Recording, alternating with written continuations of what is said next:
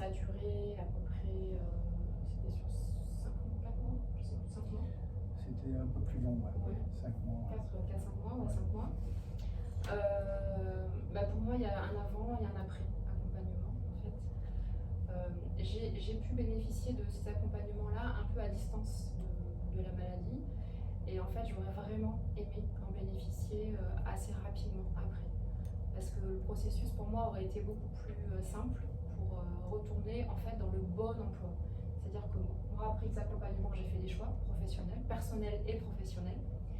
Et du coup, ça m'a vraiment permis d'apprendre en fait qui je suis, comment je fonctionne, et d'accepter d'avoir cette adéquation-là entre la vie que j'ai envie de mener et qui je suis.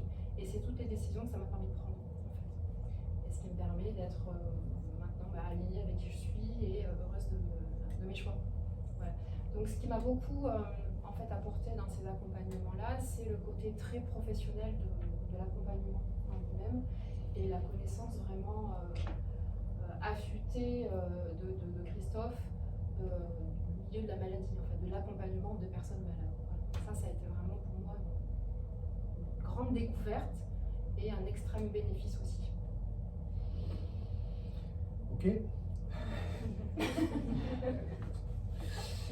Donc, dans ce processus d'accompagnement, nous sommes des coachs professionnels. Alors, est-ce que vous savez ce que c'est un coach professionnel? C'est quoi cette bête-là? Donc, en fait, un coach professionnel n'est pas un psy. Donc, on ne travaille pas sur le passé. Nous, on travaille sur le présent et le devenir. Donc, en fait, ce qui est important, c'est qu'on est très complémentaire avec l'espace thérapeutique. Donc, c'est bien pour les personnes qui ont besoin, effectivement, d'être accompagnées à côté par un psy. C'est très bien aussi. Ça permet d'avancer plus vite aussi. Et donc, dans ces accompagnements, on est vraiment sur le présent et le devenir. Donc, ça bouge très vite. On est sur l'accompagnement au changement. Donc, bien évidemment que là, ça vous permet de vous remobiliser assez rapidement. Au bout déjà du 3e atelier, il y a plein de choses qui changent déjà. Donc, en termes d'alignement, de comportement, des choses que vous allez découvrir en termes d'injonctions que vous avez reçues, des croyances limitantes que vous pouvez avoir qui vous empêchent peut-être d'avancer, d'avoir peur. Donc tout ça, on fait un nettoyage déjà, au moins déjà sur ces 3 premiers ateliers qui vous permet vraiment de vous remobiliser, d'être bien avec vous-même. Ça, c'est la première étape. Et ensuite, on est vraiment sur le projet professionnel. Et là, chacune vient avec ses propres objectifs. Donc les objectifs de maintien dans l'emploi, c'est possible, mais aussi d'identifier un nouveau projet professionnel. D'accord ? Et donc, on va travailler ensemble. Vous travaillez en groupe, c'est un travail de groupe. Ça va jusqu'à des accompagnements de 6 personnes, d'accord, maximum. Alors, on privilégie le groupe parce qu'en fait, il y a des effets miroirs. Donc ça, c'est plutôt intéressant.